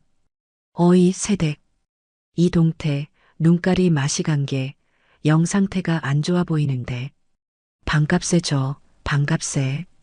안 그러면 다른 데 가서 당신네 가게 물건 안 좋다고 소문 낼 테니. 저는 일부러 뒤에서 지켜보고만 있었습니다. 이 상황을 그녀가 어떻게 해결할지 궁금했기 때문이죠. 그 순간 놀라운 일이 벌어졌습니다. 늘 주눅 들어 있던 정미가 처음으로 고개를 빳빳이 들고 그 손님을 마주 보았습니다. 그녀의 목소리는 작았지만 그 안에는 단단한 무언가가 들어 있었어요. 손님 말씀이 지나치시네요. 뭐가 지나쳐? 이 동태 오늘 새벽에 들어온 겁니다. 눈이 탁해 보이는 건 원래 동태는 얼렸다 녹이는 과정에서 그렇게 보이는 거예요. 물건 보실 줄 모르시면 함부로 남의 가게 물건을 폄하하지 않으셨으면 좋겠습니다. 저희 사장님이 어떤 분인데 상태 안 좋은 물건은 아예 가게에 들여놓지도 않으시는 분입니다. 그녀는 자신도 모르게 저를 저희 사장님이라 칭하며 가게의 자부심을 그리고 제 자부심을 변호하고 있었습니다. 그녀의 당돌한 태도에 손님은 오히려 당황해서 뭐야, 이 아가씨가 하고 소리치더니 결국 아무것도 사지 않고 꽁무니를 빼며 돌아갔습니다. 손님이 사라지자 정미는 자신이 무슨 짓을 했는지 깨달았는지 얼굴이 하얗게 질려 저를 돌아보았습니다. 손님을 쫓아냈으니 불호령이 떨어질 거라고 생각한 모양입니다. 하지만 저는 아무 말도 하지 않았습니다. 대신 잘 손질된 고등어 한 마리를 그녀에게 툭 던져주었습니다. 저녁에 구워 먹어라. 오늘 일당은 없다. 네. 손님 쫓아냈으니 일당은 없는 거고 대신 이건 보너스다. 너가 오늘 처음으로 장사꾼다운 말을 했기 때문이야. 저는 무심하게 말하고 돌아섰지만 제 입가에는 저도 모르게 희미한 미소가 걸려 있었습니다. 정미는 제 손에 들린 고등어와 제 뒷모습을 번갈아 보며 한참 동안 그 자리에 멍하니 서 있었습니다. 그날 저녁 그녀는 처음으로 자신이 버니자 상인 생선을 들고 그 냄새나는 반지하 방으로 돌아갔습니다. 그녀의 발걸음은 여전히 무거웠지만 그 등은 처음 이곳에 왔을 때보다 아주 조금은 펴져 있는 것처럼 보였습니다. 아주 작고 미약하지만 그녀 안에서 무언가 단단한 것이 싹트기 시작하고 있었습니다. 정미가 까다로운 손님을 쫓아낸 그날 이후 그녀에게는 미세하지만 분명한 변화가 찾아왔습니다. 그것은 마치 얼어붙었던 땅이 녹으며 작은 새싹이 고개를 내미는 것과 같은 변화였죠. 그녀는 더 이상 손님 앞에서 주눅 들지 않았고 모르는 것이 있으면 제게 묻는 것을 부끄러워하지 않았습니다. 칼질은 여전히 서툴렀지만 생선을 손질하는 손길에는 망설임이 사라졌습니다. 가장 놀라운 변화는 그녀가 돈의 흐름을 이해하기 시작했다는 겁니다. 어떤 생선이 이윤이 많이 남는지, 어떤 손님이 씀씀이가 큰지를 귀신같이 알아채고 그에 맞춰 장사 수완을 발휘하기 시작한 거죠. 한 번은 시장에 젊은 주부들이 아이들을 데리고 많이 나오는 것을 보고 제게 이런 제안을 하더군요. 사장님, 요즘 엄마들은 생선가시 바르는 걸 제일 귀찮아해요. 그러니까 아예 순살로만 된 생선을 팔거나 아이들이 먹기 좋게 작게 잘라서 이유식용 생선 세트 같은 걸 만들어 보는 건 어떨까요? 저는 깜짝 놀랐습니다. 평생 시장에서 잔뼈가 굵은 저도 생각하지 못했던 아주 신선하고 기발한 아이디어였기 때문입니다. 저는 퉁명스럽게 너가 알아서 한번 해봐. 대신 망하면 내 월급에서 깔 줄 알아. 하고 말했지만 속으로는 그녀의 성장에 내심 감탄하고 있었습니다. 정민은 그날 바로 아이사랑 순살 고등어라는 이름으로 상품을 만들어 팔기 시작했습니다. 결과는 대성공이었습니다. 젊은 엄마들 사이에서 입소문이 나면서 저희 가게는 시장의 명물이 되었죠. 정민은 이제 더 이상 구석에서 찌꺼기나 치우던 직원이 아니었습니다. 그녀는 엄연히 저희 가게의 매출을 책임지는 없어서는 안 될 존재가 되어가고 있었습니다. 그녀는 일이 끝난 후에도 집에 가지 않고 시장 상인들을 위한 작은 공부 모임을 만들었습니다. 스마트폰으로 주문받는 법, SNS로 가게를 홍보하는 법 등을 다른 상인들에게 가르쳐 주기 시작한 겁니다. 한때는 그들을 저급하다고 무시했던 그녀가 이제는 그들의 선생님이 되어주고 있었어요. 그녀의 몸에서는 여전히 비린내가 났지만 이제 시장 사람들은 아무도 그녀를 냄새나는 여자로 보지 않았습니다. 오히려 똑순이 말잔의 복덩이 며느리라고 부르며 칭찬하기 바빴죠. 그리고 마침내 이 통쾌한 복수국의 대미를 장식할 그날이 찾아왔습니다. 화창한 토요일 오후 시장이 가장 붐빌 시간이었습니다. 저희 가게 앞에도 손님들이 길게 줄을 서 있었죠. 정민은 땀을 뻘뻘 흘리면서도 능숙한 손놀림으로 생선을 포장하고 손님들과 농담을 주고받으며 정신없이 일하고 있었습니다. 바로 그때였습니다. 시장 입구에서 한눈에 봐도 이곳과는 어울리지 않는 무리가 나타났습니다.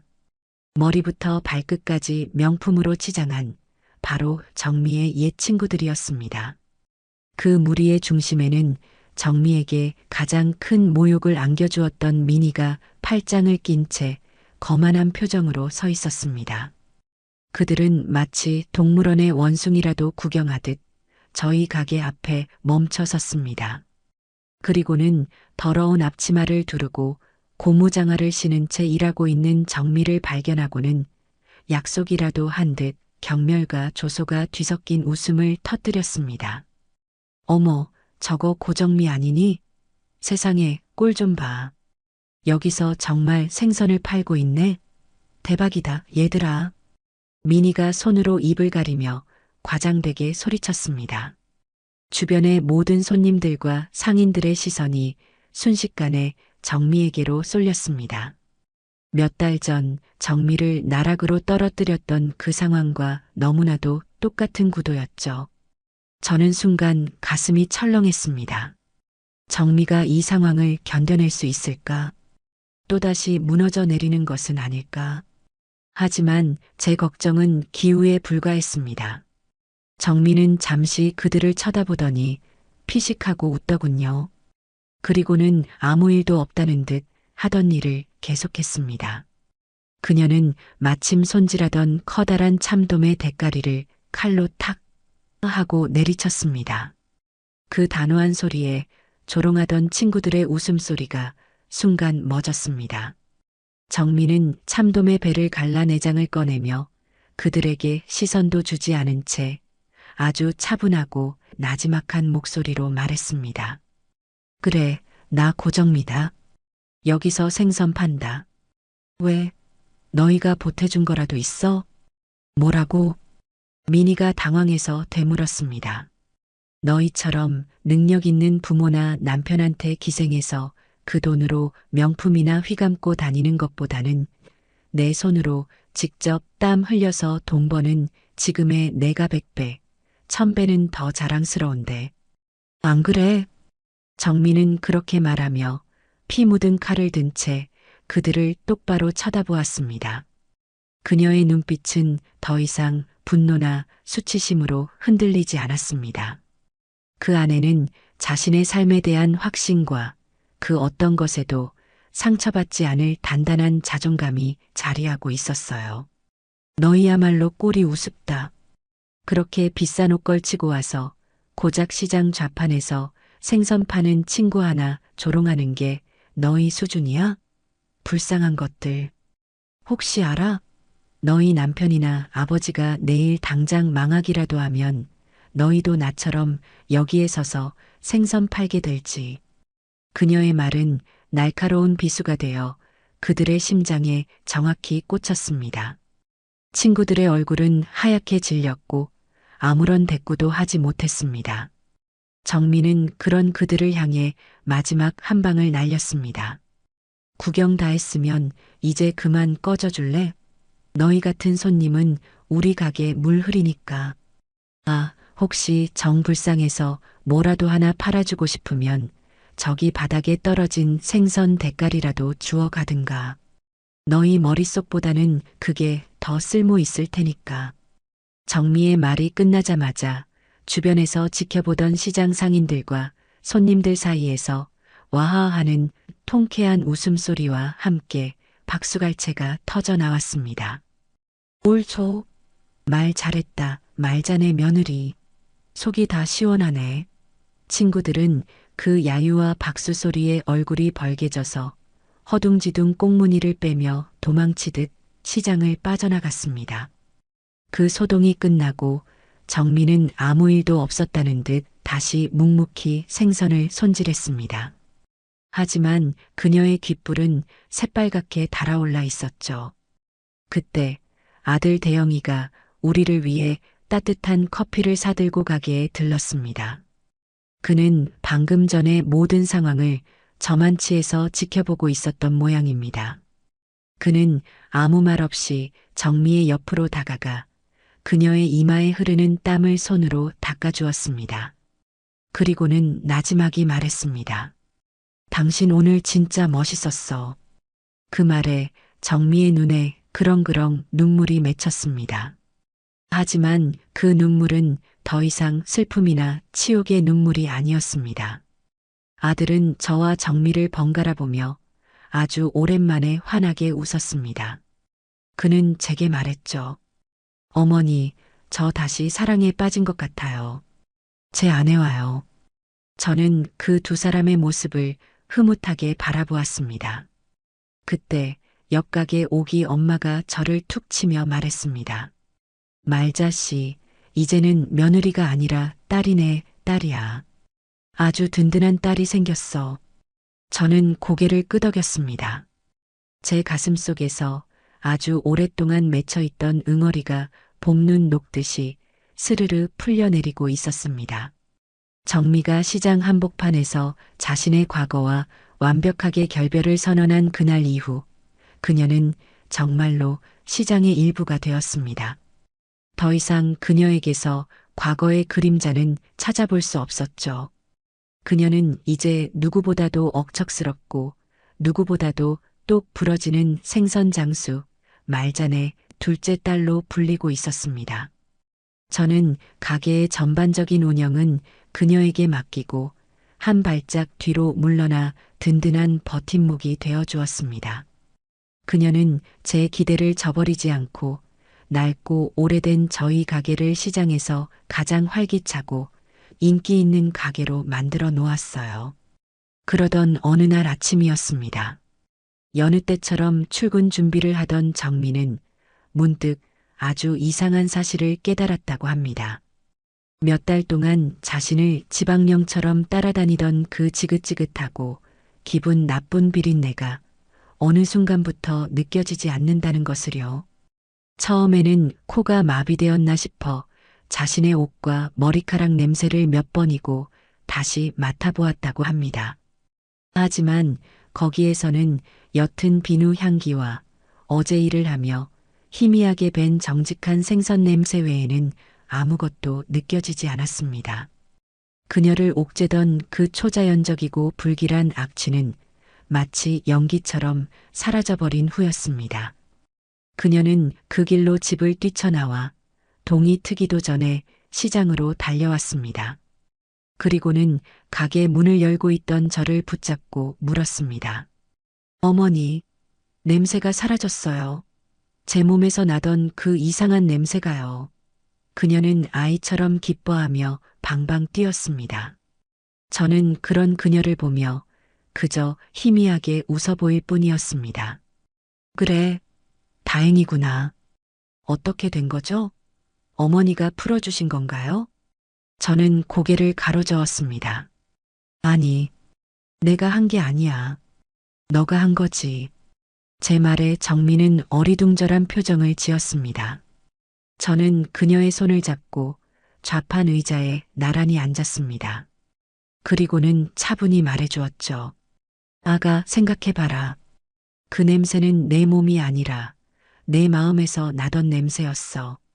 세상을 삐딱하게 보고 사람을 무시하고 정직한 땀을 비웃던 내 썩은 마음에서 풍기던 악취였지. 그런데 너가 변했잖니. 내 손으로 돈을 벌고 그 돈의 무서움과 귀함을 깨닫고 너보다 낮은 곳에 있던 사람들과 눈을 맞추기 시작했어. 내 썩었던 마음이 정직한 땀으로 정화되니 그 지독했던 냄새도 사라진 게지. 그건 저주가 아니었어. 내게 주어진 마지막 기회였던 게야. 제 말을 듣고 있던 정미의 눈에서 굵은 눈물방울이 뚝뚝 떨어지기 시작했습니다. 그녀는 더 이상 아무 말도 하지 못하고 제 어깨에 얼굴을 묻은 채 한참을 흐느꼈습니다. 그 울음은 지난 몇 달간 그녀가 겪었던 모든 고통과 서름, 그리고 감사함이 뒤섞인 뜨거운 정화의 눈물이었습니다. 한참을 울던 그녀는 고개를 들고 제게 물었습니다. 어머니, 그럼 그때 그 할머니는요? 어머니께 소원을 들어주겠다던 그 할머니는 대체 누구셨을까요? 저는 그 질문에 대답하는 대신 주머니에서 꼬깃꼬깃 접어두었던 낡은 종이 한 장을 꺼내 그녀에게 건네주었습니다. 그것은 오래전 제가 남편과 함께 이 가게를 처음 열었을 때 우리 부부가 함께 찍었던 흑백 사진이었습니다. 사진 속에는 지금의 저보다 훨씬 젊고 앳된 제가 남편의 옆에서 환하게 웃고 있었죠. 그리고 그 뒤편으로 시장의 풍경 속에 아주 희미하게 한 할머니의 모습이 찍혀 있었습니다. 바로 정미가, 그리고 제가 만났던 바로 그 할머니였습니다. 나는 잘 모르겠다. 하지만 그분은 어쩌면 이 시장을 지키는 수호신 같은 분인지도 모르지. 가장 정직하고 가장 절박한 사람의 소원을 들어주는 그런 분 말이야. 정민은 사진 속의 할머니와 저를 번갈아 보며 모든 것을 이해했다는 듯 조용히 고개를 끄덕였습니다. 그 순간 우리 고부 사이를 가로막고 있던 마지막 벽이 소리 없이 허물어져 내렸습니다. 그렇게 혹독했던 겨울이 가고 시장 좌판 위로 따스한 봄볕이 내리쬐기 시작할 무렵 몇 달의 시간이 더 흘렀습니다. 그 시간 동안 우리에게는 참으로 많은 변화가 있었어요. 가장 큰 변화는 30년 넘게 자리를 지켜온 제 가게, 말잔에 생선의 간판이 내려간 것이었습니다. 그리고 그 자리에는 정미가 직접 디자인한 예쁜 글씨체로 쓰인 모녀 생선이라는 새 간판이 내걸렸습니다. 그 이름을 제안한 것은 정미였습니다. 어느 날 저녁 함께 밥을 먹다가 쑥스러운 듯 제게 말하더군요. 어머니, 이제는 고부보다는 모녀라는 말이 더 잘 어울리는 것 같아요. 우리는.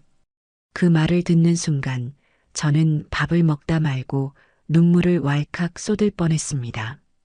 며느리가 아니라 이제는 정말 제 딸이 되었으니까요.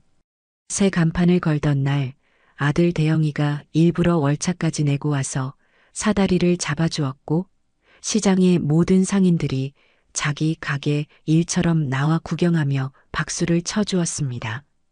저는 그 앞에서 쑥스러워 어쩔 줄 몰라 하는 정미의 손을 꼭 잡아주었죠.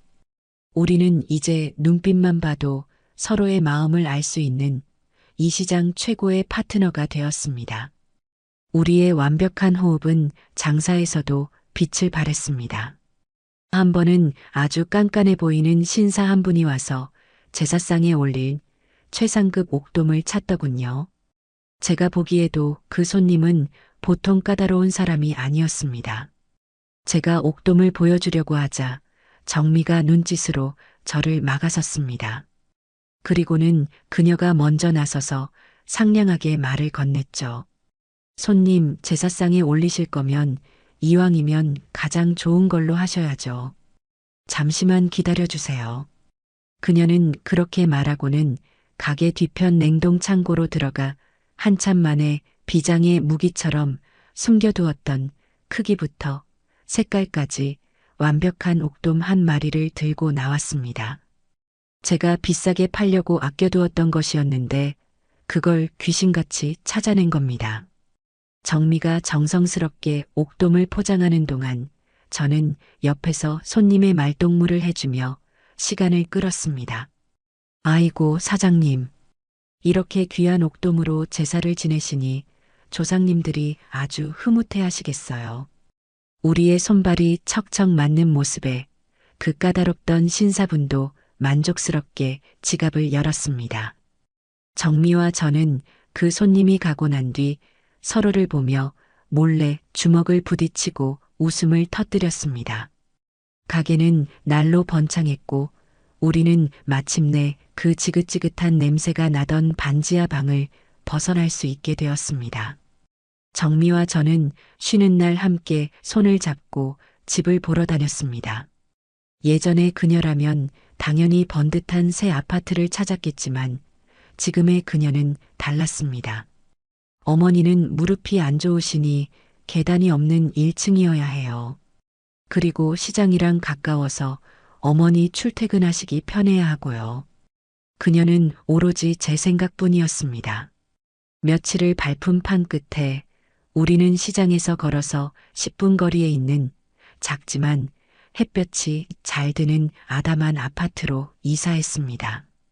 이삿짐을 풀던 날 정미는 새 집의 창문을 활짝 열고는 봄볕을 맘껏 들이마시며 아이처럼 말했습니다.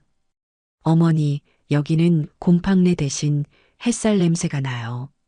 그 모습을 보는데 어찌나 마음이 찡하던지요. 아들 대영이도 무리하게 하던 대리운전을 그만두고 회사 일에만 전념하게 되었습니다. 빚에 쫓기던 불안한 그림자는 그의 얼굴에서 완전히 사라졌고 건강한 혈색과 자신감 넘치는 웃음을 되찾았습니다. 우리 가족은 비로소 제자리를 찾은 겁니다. 그리고 어느 화창한 주말 오후였습니다. 정미와 저는 평소보다 조금 일찍 가게 문을 닫고 이런저런 수다를 떨며 집으로 향했습니다. 골목길 담벼락에 핀 개나리를 보며 정미가 말했죠. 어머니, 저 노란색 보니까 갑자기 개나리 튀김이 먹고 싶네요. 얘는 못 먹는 소리 좀 하지 마라. 그건 먹는 게 아니야. 알아요. 그냥 해본 소리예요. 그렇게 실없는 농담을 주고받으며 걷는 길이 저는 참으로 행복했습니다. 그리고 우리만의 보금자리, 그 아파트의 현관문을 열었을 때 저희를 맞이한 것은 고소한 음식 냄새였습니다. 부엌에서는 뜻밖에도 아들 녀석이 허리에 어설프게 앞치마를 두르고 저녁을 준비하고 있었습니다. 식탁 위에는 정미가 가장 좋아하는 크림 파스타와 제가 좋아하는 갈치구이가 먹음직스럽게 차려져 있었죠. 그 두 음식이 한 식탁 위에 있는 풍경이 어딘지 모르게 지금의 우리 가족 같다는 생각이 들었습니다. 아이고, 우리 아들이 웬일이래? 내일 아침에는 해가 서쪽에서 뜨겠네. 아주. 제가 놀리듯 농담을 던지자 땀을 뻘뻘 흘리며 갈치를 뒤집던 아들이 뒤를 돌아보며 쑥스럽게 웃었습니다. 우리 집에서 가장 고생하는 두 여왕님을 위해 이 아들이 이 정도 서비스는 당연히 해드려야죠. 어서들 씻고 오세요. 거의 다 됐습니다. 그때 욕실에서 먼저 씻고 나온 정미가 뽀송뽀송한 얼굴로 다가와 제 팔짱을 자연스럽게 꼈습니다. 이제 그녀에게서는 역한 비린내가 아닌 향긋하고 따뜻한 비누 냄새가 났습니다. 어머니, 오늘 정말 고생 많으셨어요. 얼른 앉으세요. 저 남자가 만든 거 맛이 있을지는 모르겠지만 정미의 장난스러운 말에 아들이 발끈하며 외쳤습니다. 야, 고정미. 누가 들으면 내가 맨날 노는 줄 알겠네. 이것도 내 사랑과 정성이 듬뿍 담긴 요리라고. 우리는 식탁에 마주 앉았습니다. 창밖으로는 따스한 저녁 노을이 붉게 물들고 있었고 우리 세 사람의 행복한 웃음소리가 집안을 가득 채웠습니다. 문득 저는 이 모든 것이 꿈만 같다는 생각을 했습니다. 바로 얼마 전까지만 해도 상상조차 할 수 없었던 풍경이었으니까요. 며느리를 죽이고 싶을 만큼 저주했던 그 끔찍했던 날, 그리고 그녀가 개만도 못한 취급을 받으며 제 앞에 무릎 꿇었던 그 치욕의 순간들이 영화의 한 장면처럼 스쳐 지나갔습니다. 하지만 이상하게도 더 이상 아프거나 쓰리지 않았습니다. 그 모든 고통스럽고 지독했던 시간들이 있었기에 지금의 우리가 있다는 것을, 이 평범한 저녁 식사가 얼마나 기적 같은 행복인지를 저는 알고 있었기 때문입니다. 지독한 비린내와 함께 시작되었던 저주. 하지만 그것은 결국 뿔뿔이 흩어져 있던 우리 가족을 하나로 단단하게 묶어주고 서로의 소중함을 뼈저리게 깨닫게 해준 가장 큰 축복이 되었습니다. 저는 식탁 너머로 자신의 서툰 요리를 아내의 접시에 덜어주는 아들의 모습을, 그런 남편을 사랑스럽게 바라보는 며느리의 모습을, 이제는 온전한 제 딸이 된 그 아이의 모습을 가슴 벅차게 바라보았습니다. 제 인생 최고의 소원은 부자가 되는 것도 명예를 얻는 것도 아니었습니다. 바로 지금 이 순간 사랑하는 가족과 함께 둘러앉아 따뜻한 저녁 한 끼를 나누는 것. 이 소박하고도 평범한 행복이야말로 그 어떤 소원보다도 간절했던 제 인생의 소원이었습니다. 그리고 그 소원은 바로 지금 이 순간 이 식탁 위에서 완벽하게 이루어지고 있었습니다.